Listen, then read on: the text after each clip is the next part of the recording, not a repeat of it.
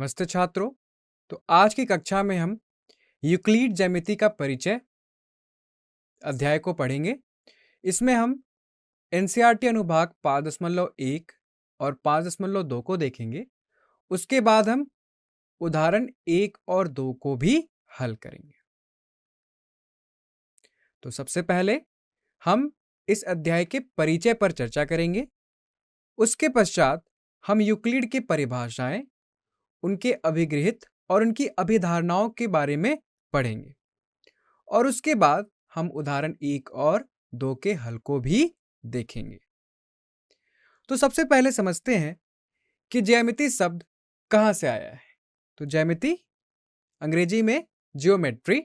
तो ज्यामिति शब्द बना है ग्रीक शब्द जियो, जिसका अर्थ होता है पृथ्वी, और मेट्रीन, जिसका अर्थ होता है मापना।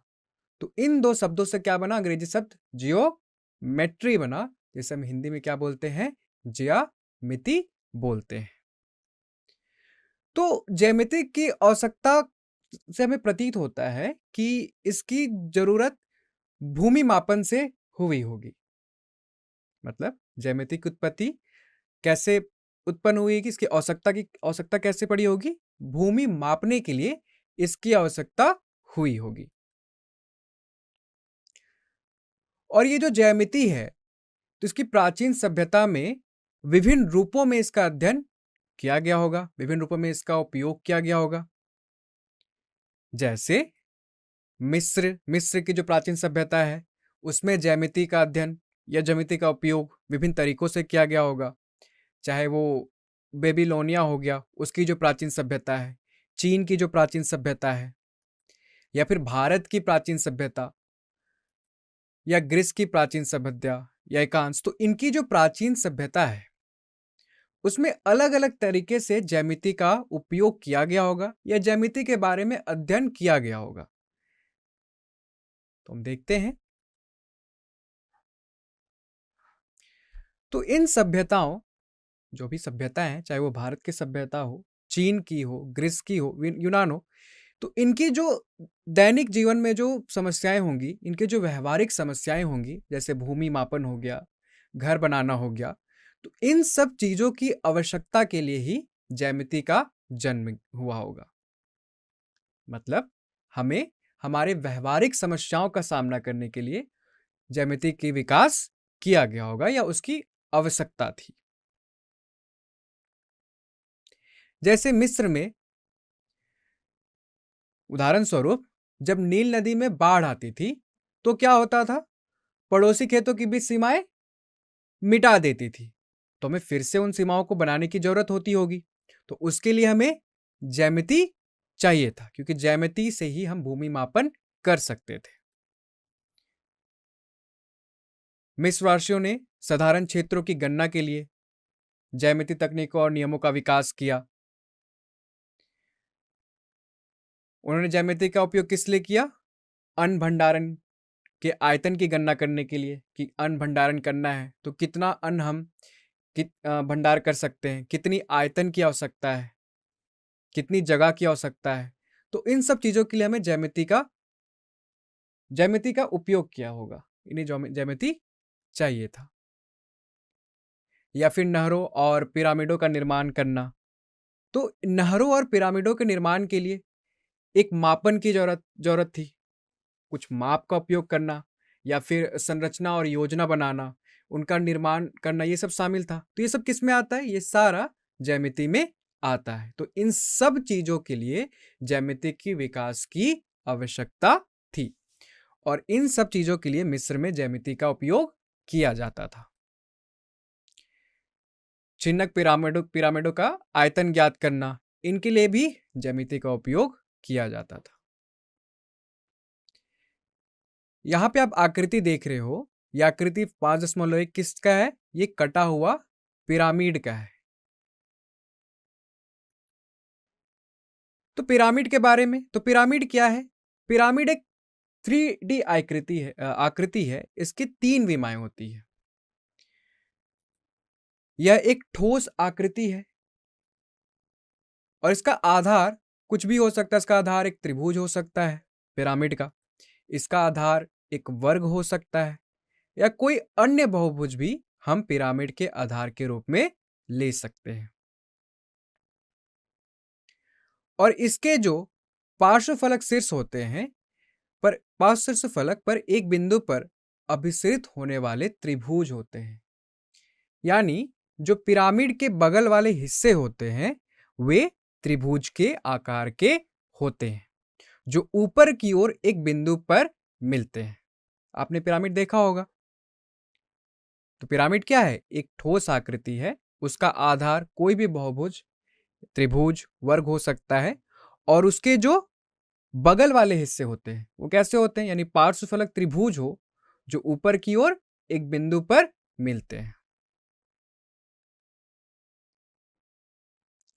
अगर हम भारतीय उपमहाद्वीप के बारे में बात करें तो इसमें ज्यामिति का क्या उपयोग था, और यहाँ के लोग, अगर हम प्राचीन लोगों की बात करें तो वो ज्यामिति का कैसे उपयोग करते थे या उन्हें ज्यामिति की क्या आवश्यकता पड़ी, या अगर हम प्राचीन में देखें तो उन्होंने ज्यामिति में कितना काम किया था। तो भारतीय उपमहाद्वीप में जो हमारी पुरानी सभ्यता है, कौन सी पुरानी सभ्यता है? हड़प्पा हो गया, और मोहनजोदाड़ो में हुई खुदाई, सिंधु घाटी सभ्यता के बारे में पता चलता है, जो कितना 3020 सीई से पहले की सभ्यता है।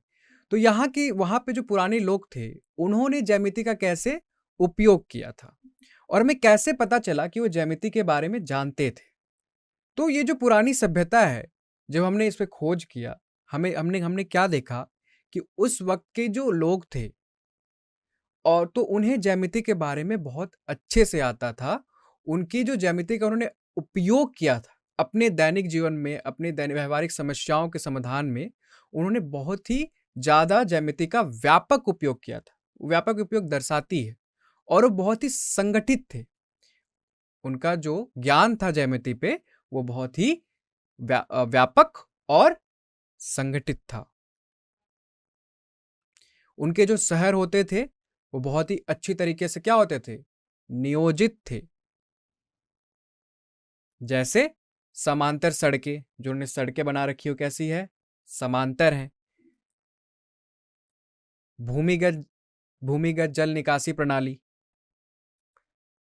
या फिर जो कमरे उन्होंने बना रखे हैं तो कमरों की जो डिजाइन है तो एक अच्छी तरीके से, एक बहुत ही व्यापक तरीके से, संगठित तरीके से ज्यामिति का व्यापक उपयोग करके बनाए हुए होते थे। तो जो पुराने सभ्यता के, जो हड़प्पा, मोहनजोदाड़ो और सिंधु घाटी सभ्यता के लोग थे, जो नगरवासी थे, वे जो व्यवहारिक अंगणित है या फिर जो ज्यामिति है उसमें बहुत ही क्या थे? वो निपुण थे। और हमें किस बातों से पता चलता है? ये इन बातों से पता चलता है जो उनके शहर थे वो बहुत ही अच्छी तरीके से क्या थे? नियोजित थे। उनमें समांतर सड़कें थी, भूमिगत जल निकासी प्रणाली थी, जो उनके कमरों के डिजाइन थे वो बहुत ही अच्छे तरीके से बनाए हुए थे। उन्होंने जो ईंटों का उपयोग किया था अपने घरों बनाने में, तो भट्टी में पकाई गई ईंटें थी। जो ईंटों का माप था कैसा था? वो अनुपात में थे। उनकी लंबाई, चौड़ाई और मोटाई में क्या था? एक अनुपात था। तो क्या अनुपात था? 4:2:1। ये किसका अनुपात है? ये उनके ईंटों की लंबाई, चौड़ाई और मोटाई का अनुपात है।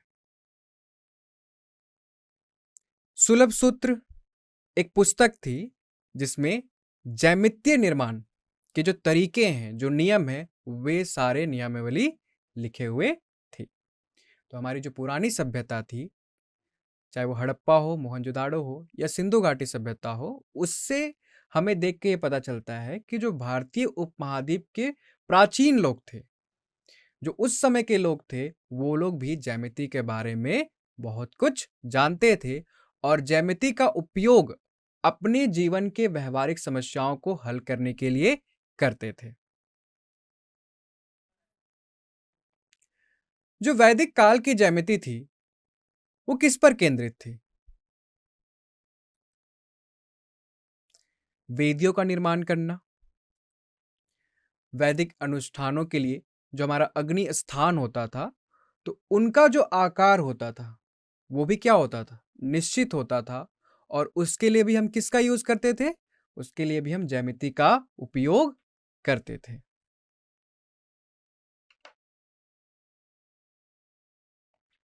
जैसे हमारे पास विशिष्ट आकृतियों और क्षेत्रों वाले पवित्र अग्नि स्थान होते थे। हमारे पास विभिन्न प्रकार के वेदी हुआ करते जो वैदिक काल में। जैसे उदाहरण स्वरूप जो घरेलू अनुष्ठान होते थे, उसके लिए हम वेदी का प्रकार या तो वर्गाकार होता था या गोलाकार होता था। लेकिन जो सार्वजनिक पूजा होती थी, तो उसके लिए जो वेदी के आकार होते थे वो तो या तो आयत होते थे या त्रिभुज होते थे या फिर समलंबों का संयोजन होता था। यानी इन आकृतियों का भी संयोजन का उपयोग करके हम वेदियां बनाया करते थे। इसमें से एक है श्री यंत्र, जो अथर्ववेद से है। इस श्री यंत्र की क्या विशेषता थी, इसका आकार कैसा था? श्री यंत्र 9 गुंथे हुए समद्विबाहु त्रिभुज होते थे और इनमें भी ये जो 9 गुंथे हुए समद्विबाहु त्रिभुज है उससे 43 सहायक त्रिभुजों का निर्माण करता था। तो ये जो श्री यंत्र होता था कैसे बनता था? 9 गुंथे हुए समद्विबाहु त्रिभुज से बनते थे और उससे कितने 43 सहायक त्रिभुजों का निर्माण होता था। तो जो ज्यामिति में विकास हुआ है, ये अलग अलग सभ्यताओं में अलग अलग हुआ है। उदाहरण स्वरूप जो बेबीलोनिया में ज्यामिति का विकास हुआ वो व्यवहारिक था, यानी जिनका उपयोग व्यवहारिक जीवन की समस्याओं को सुलझाने के लिए होता था। जैसे इसका उपयोग भूमि मापन हो गया, व्यापार हो गया, घर बनाना हो गया। तो इन सारी समस्याओं का हल करने के लिए हम ज्यामिति का उपयोग करते थे। कौन सी सभ्यता? बेबीलोनिया की सभ्यता। जो भारत का सभ्यताएं थी वो भी व्यवहारिक उन्मुख था, यानी इनका उपयोग भी ज्यामिति का उपयोग किसमें? व्यवहारिक कार्यों में होता था। जैसे घर बनाना हो गया या फिर नगरों को पूर्ण तरीके से व्यवस्थित करना, सड़कें बनाना हो गया, भूमिगत नाली प्रणाली हो गई। तो इन सब कार्यों के लिए हम भारत की सभ्यता ज्यामिति का उपयोग करती थी या फिर ज्यामिति का विकास हुआ। रोम रोम की भी ज्यामिति विकास सभ्यता व्यवहारिक उन्मुख थी। मिस्र की जो ज्यामितीय विकास सभ्यता जो हुई वो प्रक्रियाओं के बिना परिणामों का विवरण था। मतलब उन्होंने केवल परिणाम पे ध्यान दिया, प्रक्रिया की व्याख्या नहीं की। लेकिन जो ग्रीस की सभ्यता थी वो क्या था? वो तर्क था। उसमें वो जो कार्य करते थे या फिर जिस चीज का उपयोग करते थे, जिन्होंने ज्यामिति का विकास किया है, उसके पीछे सिर्फ परिणाम पे ध्यान नहीं बल्कि गणितज्ञ प्रमाणों का भी उपयोग करते थे, उसका तर्क देते थे। मतलब तथ्यों से शुरू करके तार्किक चरणों के माध्यम से निष्कर्ष पर पहुंचना। तो तर्क पर केंद्रित था ग्रीस की ज्यामितीय विकास सभ्यता। ये जो ज्ञान था, ये जो विभिन्न सभ्यताओं में ज्यामितीय विकास बढ़ा या उसका ज्यामितीय ज्ञान का विकास हुआ, तो ये ज्ञान का संचार कैसे हुआ? तो ज्ञान का संचार अलग अलग माध्यमों से हुआ। जैसे पहला माध्यम है मौखिक परंपरा, मतलब बोल के ज्ञान का विस्तार करना। दूसरा है ताड़ के पत्ते के संदेश, यानी ताड़ के पत्तों में उनके जो ज्ञान थे उनको लिखना। तीसरा था अन्य पारंपरिक तरीके। जो ये ज्यामितीय दृष्टिकोण है उसमें मुख्य अंतर क्या है? जैसे आपने पढ़ा कि बेबीलोनिया हो गया, भारत हो गया, रोम हो गया, इनके व्यवहारिक थे। जो मिस्र हो गया वो प्रक्रियाओं के बिना परिणामों पर ध्यान देते थे और जो ग्रीस की ज्यामितीय विकास सभ्यता है वो तार्किक था। तो इनमें मुख्य अंतर क्या था? तो बेबीलोनिया और मिस्रवासी जो थे वह व्यवहारिक अनुप्रयोग पर ध्यान देते थे और जो यूनानी हो गया, जो ग्रीस हो गया, वो तर्क पर ज्यादा जोर देते थे। उनका एक व्यवस्थित क्या था? ज्ञान प्रणाली था। तो थेल्स थेल्स कौन थे? एक यूनानी गणितज्ञ थे। इन्होंने क्या किया था? पहला ज्ञात प्रमाण देने का इन्हें श्रेय दिया जाता है। इन्होंने पहला ज्ञात प्रमाण दिया था। यह प्रमाण इस कथन का था, उन्होंने क्या प्रमाणित किया था थेल्स ने, कि एक वृत्त को उसके व्यास द्वारा समद्विभाजित किया जाता है। यानी अग हम किसी वृत्त को उसके व्यास से 2 बराबर भागों में बांट सकते हैं। तो थेल्स ने इसी कथन को प्रमाणित किया था। तो हम ये मानते हैं कि थेल्स जो एक यूनानी गणितज्ञ थे, वो पहले थे जिन्होंने प्रमाणित किया था किसी कथन को। और थेल्स के सबसे प्रसिद्ध शिष्यों में से एक था पाइथागोरस। अब पाइथागोरस ने भी ज्यामिति पे बहुत काम किया था। तो पाइथागोरस और उनका जो समूह था, उन्होंने अनेक ज्यामितीय गुणों की खोज की थी और ज्यामिति के सिद्धांत को काफी हद तक क्या किया था? विकसित किया था। और ये जो इनकी प्रक्रिया है वो कब तक चलती रही? 300 BCE तक चलती रही। तो उस समय यूक्लिड यूक्लिड भी एक गणितज्ञ हैं। और यूक्लिड कहाँ के थे? उस समय यूक्लिड मिस्र के अलेक्जेंड्रिया शहर में गणित के एक शिक्षक थे। तो इन्होंने क्या किया? यूक्लिड ने इन्होंने सभी जितने भी ज्ञात कार्य थे ज्यामिति पे, उन सबको एकत्र किया और उन्हें अपने प्रसिद्ध कृति में व्यवस्थित किया। मतलब सारे चीजों ज्ञानों को एकत्रित करके एक बुक बनाया, पुस्तक बनाई, और जिसे उन्होंने एलिमेंट्स कहा था। तो इन एलिमेंट्स में 13 अध्याय थे। इन एलिमेंट्स को उन्होंने 13 अध्याय में विभाजित किया और जिनमें से प्रत्येक अध्याय को एक पुस्तक कहा जाता है। तो यूक्लिड ने सभी ज्ञानों को एकत्र करके जो बनाया उसे हम एलिमेंट्स कहते हैं या एलिमेंट्स कहा जाता है। और एलिमेंट्स को ही 13 अध्याय में विभाजित किया और इनमें से प्रत्येक को पुस्तक कहा जाता था। और इन पुस्तकों से ही आने वाली पीढ़ियों ने ज्यामिति के बारे में समझा या ज्यामिति की समझ को, आने वाली पीढ़ियों की ज्यामिति समझ को प्रभावित किया। तो इस अध्याय में हम यूक्लिड के ज्यामितीय दृष्टिकोण पर चर्चा करेंगे कि यूक्लिड जो थे वो ज्यामिति के बारे में क्या सोचते थे या ज्यामिति पर उनका क्या दृष्टिकोण था। और उनका जो दृष्टिकोण था उसको हम आज के वर्तमान ज्यामिति है उससे जोड़ने का प्रयास करेंगे। यूक्लिड के समय में जो यूनानी गणितज्ञ थे, तो यूनानी गणितज्ञ ज्यामिति को उस दुनिया का नकल मानते थे, अमूर्त मॉडल मानते थे जिसमें वे रहते थे। और जो ये बिंदु है या फिर रेखा है या फिर तल है, तल जिसे हम पृष्ठ भी कहते हैं, ये जो धारणाएं हैं वो कहाँ से आई है? वो जो उन्होंने आसपास देखा था उसी से प्राप्त की थी। आसपास देख के ही हमें उन्होंने क्या देखा कि बिंदु क्या है, तल क्या है या पृष्ठ क्या है, इसकी जो धारणाएं हैं वो आसपास जो देखा गया था उससे क्या की गई थी? प्राप्त की गई थी। उनके आसपास जो स्थान और उसमें जो ठोस वस्तुओं के अध्ययन से एक ठोस वस्तु क्या होता है इसके बारे में जाना था। तो आसपास के स्थानों और आसपास के वस्तुओं से ही ज्यामिति बना था या ज्यामिति विकसित हुआ था। तो सबसे पहले ठोस। तो ठोस क्या होता है? एक जो ठोस होता है उस ठोस का आकार और माप, स्थिति होती है और उसे एक स्थान से दूसरे स्थान तक ले जाया जा सकता है। तो उन्होंने इस तरीके से ठोस को परिभाषित किया कि एक ठोस क्या होता है? एक ठोस का आकार होता है, माप होता है, स्थिति होती है और एक ठोस को एक स्थान से दूसरे स्थान तक ले जाया जा सकता है।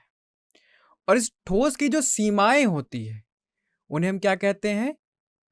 पृष्ठ कहते हैं। तो ठोस की सीमाएं पृष्ठ कहलाती है और वे जो पृष्ठ होती है वे स्थान के एक भाग को दूसरे से अलग करती है और इन पृष्ठ की मोटाई नहीं होती।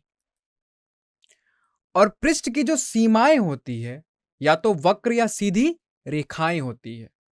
तो सबसे पहले ठोस, और ठोस की जो सीमाएं थी वो पृष्ठ कहलाती थी, जो एक स्थान के व्यवस्थान के एक भाग को दूसरे से अलग करती थी, और पृष्ठ की मोटाई नहीं होती थी, और पृष्ठ की जो सीमाएं होती थी, यानी तल की जो सीमाएं होती थी, या तो वो वक्र होती थी या सीधी रेखाएं होती थी। तो पहले ठोस, फिर पृष्ठ, और फिर वक्र या सीधी रेखाएं। और ये सीधी रेखाएं जहां पे समाप्त होती थी तो उनको बिंदुएं कहा जाता था, यानी ये रेखाएं बिंदुओं पर समाप्त होती है। तो ठोस क्या है? तो ठोस से हमने आसपास के स्थानों में जब चीजें देखी, वस्तुएं देखी, तो उसको उन्होंने ठोस कहा। अब ठोस को परिभाषित कैसे किया? तो ठोस का आकार, माप और स्थिति होती है, और इसे एक स्थान से दूसरे स्थान तक ले जाया जा सकता है। इसकी जो सीमाएं हैं वो पृष्ठ कहलाती है, जो स्थान के एक भाग को दूसरे भाग से अलग करती है। पृष्ठ की मोटाई नहीं होती है, और पृष्ठ की जो सीमाएं होती है वो वक्र या सीधी रेखाएं होती है, और जहां पे ये सीधी रेखाएं खत्म होती है वो बिंदु होती है। तो हमने ठोस से कहां तक पहुंचे? हम बिंदु तक। पहले ठोस, फिर पृष्ठ, फिर रेखाएं, और फिर बिंदु। तो जैसे जैसे चरण पे हम आगे बढ़े तो हमने क्या देखा कि विस्तार खो देते हैं हम, हर एक चरण में विस्तार खो देते हैं, और उस विस्तार को ही क्या कहते हैं? विमा कहते हैं। जैसे जो ठोस था, ठोस की 3 विमाएं थी। ठोस से जब हम पृष्ठ पे आए तो पृष्ठ की 2 विमाएं, पृष्ठ से जब रेखा पे आए तो उसकी 1 विमाएं, यानी रेखा की सिर्फ लंबाई है, और रेखा से जब बिंदु पे आए तो बिंदु की कोई भी विमाएं नहीं होती। हम ये मानते हैं कि बिंदु की ना तो लंबाई होती है ना चौड़ाई होती है, बिंदु की कोई भी विमा नहीं होती है। तो 3 विमाओं से हम कहां पे पहुंच गए? शून्य विमाओं पे, यानी हर एक चरण में हमने विस्तार को खो दिया, जिसे हम क्या कहते हैं? विमा कहते हैं। तो हम चर्चा करते हैं विक्लीड की परिभाषाओं पर। तो पहली है कि एक बिंदु वह है जिसका कोई भाग नहीं होता। तो बिंदु क्या है? जिसका कोई आकार या माप नहीं होता, यानी इसका मतलब यह है कि मापा या बांटा नहीं जा सकता। यानी बिंदु क्या? जिसकी कोई लंबाई चौड़ाई कुछ भी नहीं है। तो यूक्लिड की परिभाषा के अनुसार बिंदु क्या है? जिसका कोई भाग नहीं होता, जिसे कोई बांटा नहीं जा सकता। रेखा क्या है? रेखा चौड़ाई रहित लंबाई है, यानी रेखा वो है जिसकी सिर्फ एक विमा है, लंबाई, उसके पास चौड़ाई नहीं है। ये सारी यूक्लिड की परिभाषाएं हैं। और जो रेखाएं के सिरे हैं, तो रेखाएं के सिरे क्या होते हैं? बिंदु होते हैं। और एक सीधी रेखा क्या है? तो एक सीधी रेखा एक रेखा है जो स्वयं पर बिंदुओं के साथ समान रूप से स्थित होती है। पृष्ठ क्या है? पृष्ठ वो है जिसमें केवल लंबाई और चौड़ाई होती है। तो पृष्ठ के पास कितनी विमा है? 2 विमाएं। रेखा के पास कितनी विमाएं है? 1 विमा है। और बिंदु के पास एक भी नहीं। और पृष्ठ के जो किनारे होते हैं वो क्या होते हैं? रेखाएं होते हैं। और एक समतल पृष्ठ एक पृष्ठ है जो स्वयं पर सीधी रेखाओं के साथ समान रूप से स्थित होती है। यानी अगर कोई समतल पृष्ठ के बारे में आप सोच रहे हैं तो यूक्लिड के परिभाषा के अनुसार वो एक पृष्ठ है, एक सपाट सीट की तरह है जो सभी दिशाओं में अनंत की तरह फैली हुई है। और यदि आप इस पर एक सीधी रेखा खींचते हैं तो पूरी तरीके से उसी पृष्ठ पर स्थित है। कुछ पद जैसे भाग हो गया, चौड़ाई हो गई, लंबाई हो गया, समान रूप से, ये जो चीजें हैं इनको स्पष्ट रूप से समझने की आवश्यकता है हमें पर किसी चीज को परिभाषित करने के लिए ज्यामिति में।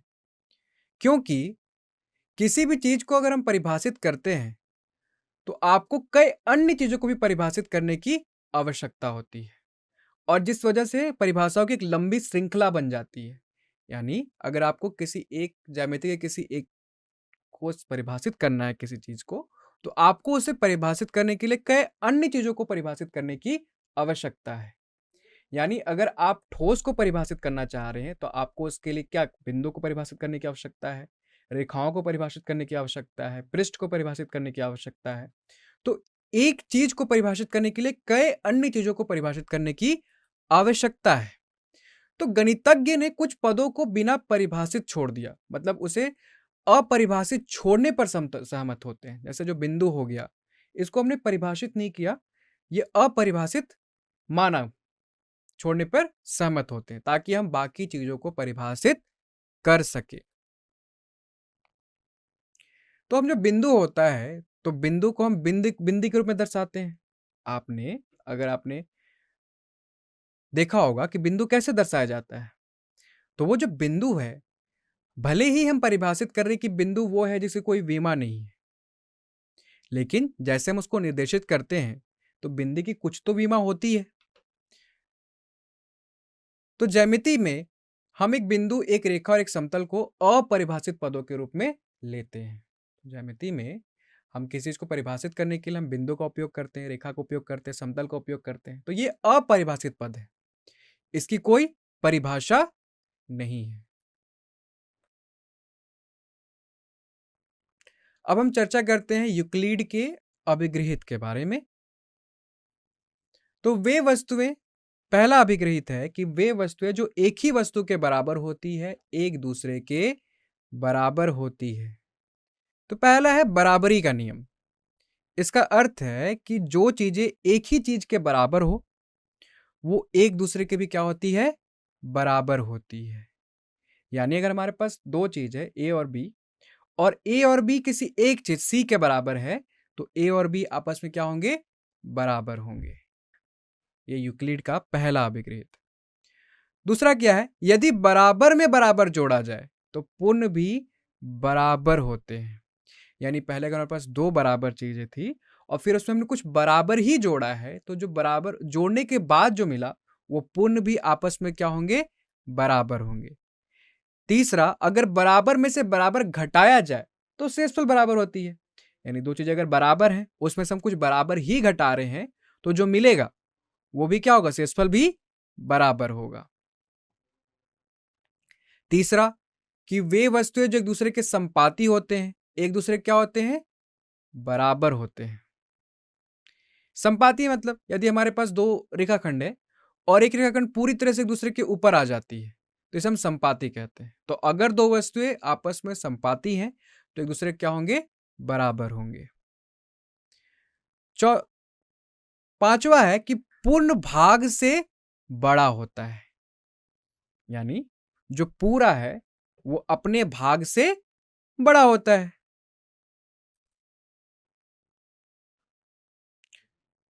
अगला, वे वस्तुएं जो एक ही वस्तुओं की दुगनी हो, एक दूसरे के बराबर होती है। अगर हमारे पास एक वस्तु है और हम बोल रहे हैं कि ये दो वस्तुएं हैं ए और बी, और ये किसी एक ही वस्तु सी के दुगनी है, तो निश्चित रूप से दोनों क्या होंगे, बराबर होंगे। अगला है, उसी प्रकार अगर कोई वे वस्तुएं जो एक ही वस्तुओं के आधी हो, तब भी क्या होंगे, एक दूसरे के बराबर होंगे। तो ये सामान्य अवधारणाएं किसी प्रकार की परिणामों को संदर्भित करता है। मतलब ये जो अभिगृहित हमने पढ़ा, जो अवधारणाएं पढ़े, वो किसी चीज के परिणामों पर निर्भर करता है। जैसे कि हम लंबाई के बारे में बात कर रहे हैं, या क्षेत्रफल के बारे में बात कर रहे हैं, या आयतन के बारे में बात कर रहे हैं, किसी प्रकार के परिणामों के बारे में बात कर रहे हैं। पहली जो सामान्य अवधारणा है वो समतल आकृतियों पर भी लागू की जा सकती है। जब हम एक ही प्रकार के परिणामों की तुलना की जा सकती है, उन्हें जोड़ा जा सकता है, लेकिन विभिन्न प्रकार के परिणामों की तुलना नहीं की जा सकती है।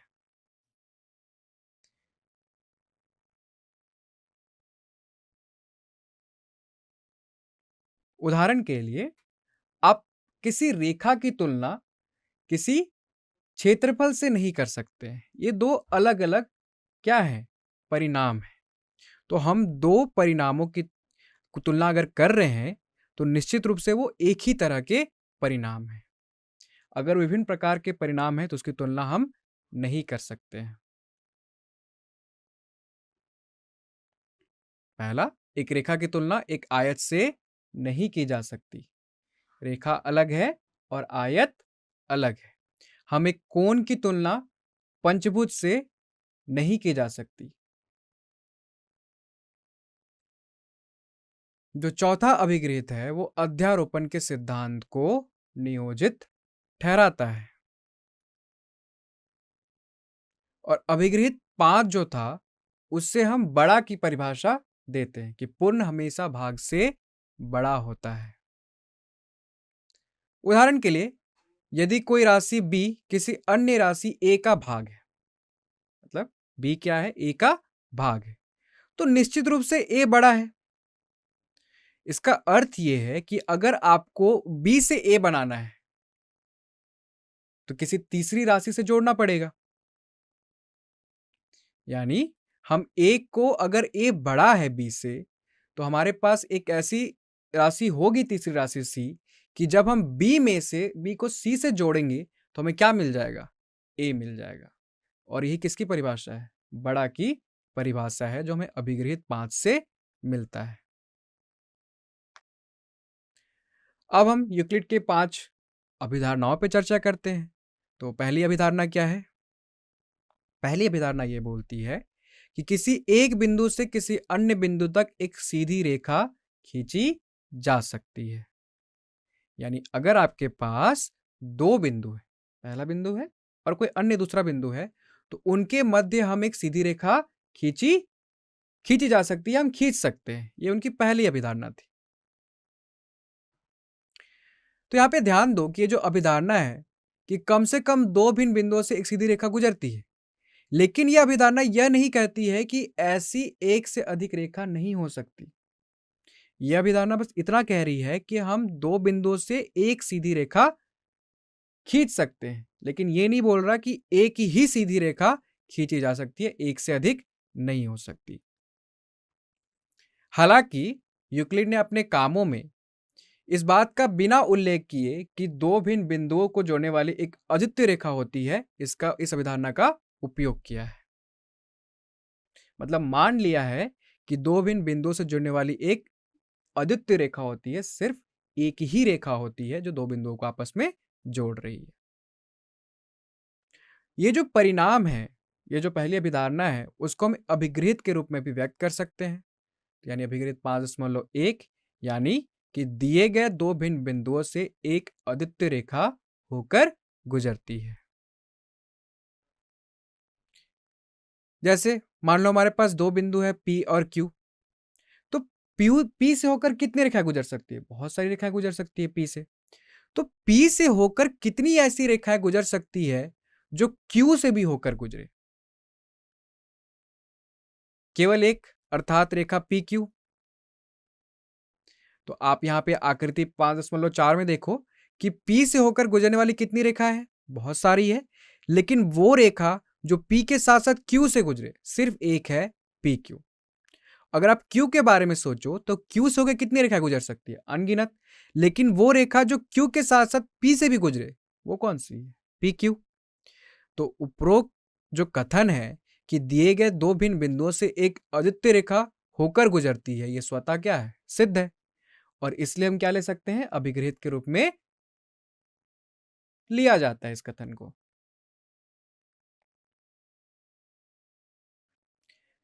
दूसरी अभिधारणा है कि एक शांत रेखा को अनिश्चित रूप से बढ़ाया जा सकता है। तो हम आजकल के समय में इस शांत रेखा को ही क्या बोलते हैं? रेखाखंड बोलते हैं। जैसे यूक्लिड ने क्या कहा था? शांत रेखा कहा था। तो इनकी अभिधारणा दूसरी ये थी कि ये जो रेखाखंड है या जो शांत रेखा है, उसको हम अनिश्चित रूप से दोनों ओर बढ़ा सकते हैं। अनिश्चित रूप से क्या किया जाता है? बढ़ाया जा सकता है। तो वर्तमान समय में दूसरी अभिधारणा यह कहती है कि एक रेखाखंड को दोनों ओर रेखा बनाने के लिए बढ़ाया जा सकता है। अगर हमारे पास कोई रेखाखंड है यानी शांत रेखा है, तो उसको हम दोनों ओर बढ़ा के क्या कर सकते हैं? एक रेखा बना सकते हैं। जैसे यहाँ पे देखो, ए बी क्या है? एक शांत रेखा है, एक रेखाखंड है, तो हम इसको अनिश्चित रूप से बढ़ा सकते हैं, दोनों ओर बढ़ा सकते हैं, एक रेखा बना सकते हैं, जैसे कि आप आकृति में देख सकते हो। तीसरी अभिधारणा क्या थी? कि एक वृत्त किसी भी केंद्र और किसी भी त्रिज्या के साथ खींचा जा सकता है। यानी अगर आपके पास कोई केंद्र है और कोई त्रिज्या है, तो उस केंद्र और उस त्रिज्या के साथ आप क्या खींच सकते हो? एक वृत्त खींच सकते हो। किसी भी केंद्र और किसी भी त्रिज्या के साथ हम क्या कर सकते हैं? एक वृत्त खींच सकते हैं। चौथी अभिधारणा थी कि सभी समकोण एक दूसरे के बराबर होते हैं। जितने भी समकोण हैं, सारे के सारे समकोण, चाहे वो छोटे हो बड़े हो, छोटे रेखाओं से बन के बने हो, बड़े रेखाओं से मिलकर बने हो, वो जो समकोण है एक दूसरे के क्या होंगे? बराबर होते हैं। पांचवी अभिधारणा, ध्यान से पढ़ो। यदि एक सीधी रेखा दो सीधी रेखाओं पर पड़ती है, तो हमारे पास यहाँ पे दो सीधी रेखाएं हैं, उस पे एक सीधी रेखाएं पड़ती है और उसके एक ही ओर के अंतः कोणों का योग दो समकोणों से कम हो। दो सीधी रेखाएं, उस पे हमने एक सीधी रेखा डाली, तो उससे जो अंतः कोण बन रहे हैं, तो एक ही ओर के अगर अंतः कोणों का योग दो समकोणों से कम हो, तो वे जो दो सीधी रेखाएं हैं वो अनिश्चित रूप से अगर हम उसको आगे बढ़ाएं तो निश्चित रूप से मिलेगी। और किस ओर मिलती है? जिस ओर कोणों का योग दो समकोणों से कम होता है। तो आकृति से समझो। उदाहरण के लिए आकृति 5.6 देखो, हमारे पास दो रेखाएं हैं, पी ए बी और सी डी, और इस पर एक सीधी रेखा है पी क्यू। यानी एक सीधी रेखा दो सीधी रेखाओं पर पड़ती है और उसके एक ओर के अंतः कोणों का योग अगर समकोणों से कम हो, यानी PQ के बाई ओर जो अंतःकोण 1 और 2 है, उसका योग 180 डिग्री से क्या है? कम है। दो समकोणों से कम, एक समकोण 90 डिग्री, तो दो समकोण 180 डिग्री। अगर उससे कम है, तो अगर आप रेखाओं को अनिश्चित रूप से आगे बढ़ाएं, तो निश्चित रूप से ये जो दो रेखाएं हैं, जिस ओर दो समकोणों का योग कम है, उस ओर क्या होंगी? मिलती है। सत्य है ये। यानी ये रेखाएं ए बी और सी डी अंततः PQ के बाई ओर क्या करेगी? प्रतिच्छेद करेगी। अगर हम पांचों अभिधारणाओं को देखें, तो इसमें से जो अभिधारणा 5 था, जो भी हमने देखा, वो किसी भी अन्य अभिधारणा से क्या है? तुलना में अधिक जटिल है। बाकी अभिधारणा सीधे सीधे था, जैसे कि आवृत्त के बारे में था कि किसी भी केंद्र और किसी भी त्रिज्या से एक वृत्त हम खींच सकते हैं। दो बिंदु अगर लें तो उससे एक हम उन दोनों बिंदुओं से एक एक रेखा खींची जा सकती है। लेकिन जो पांचवी अभिधारणा थी वो बाकी अभिधारणाओं की तुलना में क्या थी? अधिक जटिल है। क्योंकि अभिधारणा 1 से जो 4 था सरल और स्पष्ट है और इसको हम स्वयं सिद्ध सत्य के रूप में लिया जाता है। इन अभिधारणाओं को सिद्ध करना संभव नहीं है, इसलिए इन्हें बिना प्रमाण के स्वीकार किया जाता है। और क्योंकि लेकिन पांचवी जो अभिधारणा है वो थोड़ा क्या है? जटिल है। इस पे अधिक ध्यान देना आवश्यक है। तो इसके बारे में आगे भी पढ़ेंगे हम।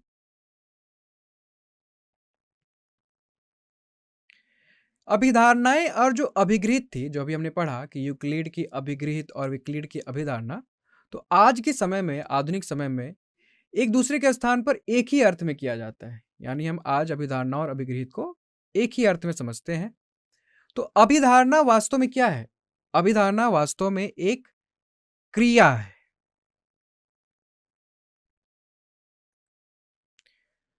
मतलब आइए हम एक क्रिया करें या एक अभिधारणा करें। यानी आइए ब्रह्मांड में जो दिखे गए घटनाक्रम है के आधार पर कुछ कथन करें। तो जो ब्रह्मांड में जो कार्य हो रहे हैं, जो घटनाक्रम हो रहे हैं, उसी पर जो हम कथन करें, जो क्रिया करते हैं, वही क्या हो जाता है? अभिधारणा हो जाता है। आगे बढ़ते हैं। जो अभिधारणा होती है, तो पहले हम अभिधारणा को मान लेते हैं, कथन कह देते हैं और उसकी सत्यता या वैधता की जांच बाद में की जाती है। अगर वो सत्य पाई जाती है तो उसे अभिधारणा के रूप में स्वीकार किया जाता है। अभिगृहितों की एक प्रणाली, अगर हमारे पास कोई अभिगृहित है, अभिगृहितों की प्रणाली है, तो उसे हम सुसंगत कहते हैं या सुसंगत कहलाती है यदि इन अभिगृहितों में ऐसा कथन निगमित करना असंभव हो जो किसी भी अभिग्रहित या पहले से सिद्ध किए गए कथन का खंडन करता हो। और जब कोई अभिग्रहित की कोई प्रणाली दी जाती है तो सुनिश्चित करने की आवश्यकता होती है कि प्रणाली क्या हो, सुसंगत है।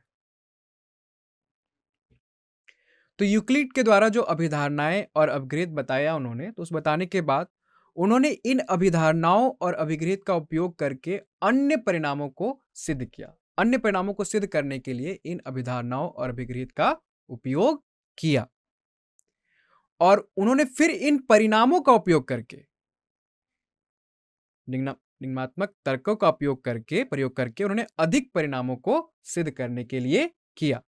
मतलब पहले उन्होंने अभिधारणाओं और अभिग्रहितों का उपयोग करके परिणामों को सिद्ध किया और फिर इन परिणामों का उपयोग करके और अधिक परिणामों को सिद्ध किया। तो जिस कथन को उन्होंने सिद्ध किया, जो कथन जो सिद्ध किए गए थे, उन्हें ही क्या बोलते हैं, प्रतिज्ञाप्तियां या प्रमेय कहलाते हैं। यानी सिद्ध किए हुए कथन हमारे क्या है, प्रमेय। तो यूक्लिड ने अपने अभिग्रहितों, अपनी अभिधारणाओं, अपनी परिभाषाओं के श्रृंखलाओं और अपने ही सिद्ध किए गए प्रमेय का उपयोग करके एक तार्किक श्रृंखला में कितने 465 प्रतिज्ञाप्तियां निगमित की। यानी 465 प्रमेय उन्होंने क्या किए, सिद्ध किए। किसका उपयोग करके, अपने अभिग्रहितों, अपनी अभिधारणाओं, अपनी परिभाषाओं के श्रृंखलाओं और अपने ही सिद्ध किए गए प्रमेय का उपयोग करके।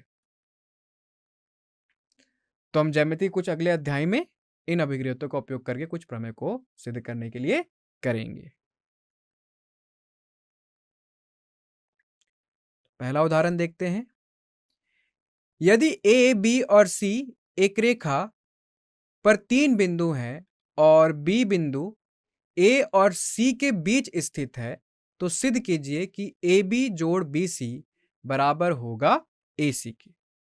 तो हमें यह सिद्ध करने के लिए किसका उपयोग करेंगे, अभी जो हमने अभिग्रहित, अभिधारणा या परिभाषाएं पढ़ी है, उसका ही उपयोग करेंगे इसे हम सिद्ध करने के लिए। तो देखते हैं। तो ऊपर दिए गए आकृति में देखो 5.7, यहां पे जो एसी खंड है वो क्या है, ए बी जोड़ बी सी के साथ क्या है, संपाती है। और इसके बारे में अभी हमने पढ़ा है। तो यूक्लिड की अभिग्रहित 4 क्या कहता है कि अगर दो वस्तुएं हैं और दोनों एक दूसरे के संपाती होते हैं तो एक दूसरे क्या होते हैं, बराबर होते हैं। अब क्योंकि एसी खंड ए बी जोड़ बी सी के साथ संपाती है, तो अभिग्रहित 4 से क्या हो जाएंगे, ये दोनों एक दूसरे के बराबर हो जाएंगे। यानी एपी जोड़ बीसी क्या हो गया, बराबर हो गया एसी के।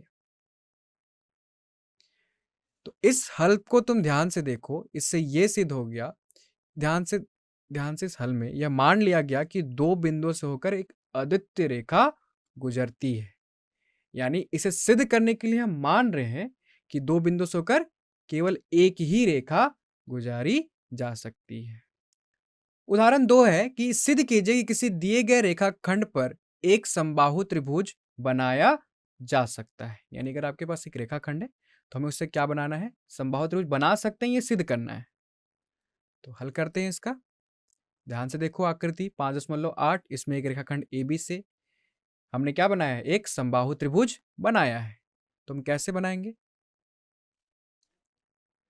तो हमारे पास एक रेखाखंड दिया गया है, तो किसी भी लंबाई का एक रेखाखंड दिया गया है। तो मान लीजिए हमें क्या, कौन सा रेखाखंड, AB। आप आकृति 5.8 का पहला चित्र देखिए। अब अगर हम हम यहाँ पे कुछ रचना करना है समबाहु त्रिभुज बनाने के लिए, तो अगर आप यूक्लिड की अभिधारणा 3 का उपयोग करें और ए को केंद्र मानकर और ए बी को त्रिज्या मानकर, तो यूक्लिड की अभिधारणा 3 क्या है कि हम किसी भी बिंदु को केंद्र मानकर और किसी भी त्रिज्या को मानकर एक वृत्त खींच सकते हैं। तो अगर ए को केंद्र मानकर ए बी को त्रिज्या मानकर एक वृत्त खींचे, तो चित्र 5.8 का दूसरा भाग देखें। और उसी प्रकार फिर हम बी को केंद्र मानकर और बी को त्रिज्या मानकर एक वृत्त खींचे, तो ये दोनों एक बिंदु पर मिलते हैं, एक बिंदु पर प्रतिच्छेद करते हैं। और मान लिया बिंदु कौन सा है, सी है। तो अब ध्यान दो, तो यहां से जो त्रिभुज ABC बनाने के लिए जो हमने रेखाखंड खींचा AC और BC, तो एक रेखाखंड खींचिए AC और BC, जिससे आपका त्रिभुज ABC बन जाएगा। तो अब हमें सिद्ध करना है कि ये जो त्रिभुज बना है वो क्या है, समबाहु त्रिभुज है, अर्थात इसकी तीनों भुजाएं आपस में क्या है, बराबर, यानी AB बराबर है AC बराबर BC है। अब क्योंकि AB और AC क्या है, एक ही वृत्त की त्रिज्या है, तो AB बराबर होगा AC, और AB बराबर होगा BC के, क्योंकि AB एक ही वृत्त की त्रिज्या है, जो हमने दूसरा वृत्त खींचा था, B को केंद्र मानकर और BA को त्रिज्या मानकर।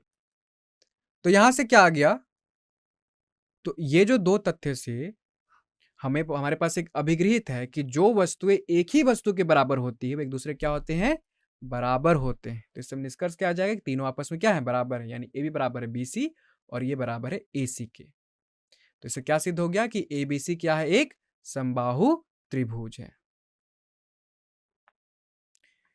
तो यहां पे ध्यान दो कि यूक्लिड ने कहीं भी उल्लेख नहीं किया और उल्लेख किए बिना यह मान लिया कि केंद्र A और B वाले दो वृत्त एक दूसरे को एक बिंदु पर मिलेंगे। उन्होंने कहीं पे ये नहीं उल्लेख किया था कि ये मिलना जरूरी है, लेकिन उन्होंने माना कि अगर हमने दो वृत्त खींचा है दो केंद्र A और B को लेके, तो निश्चित रूप से एक बिंदु C पर मिलेंगे।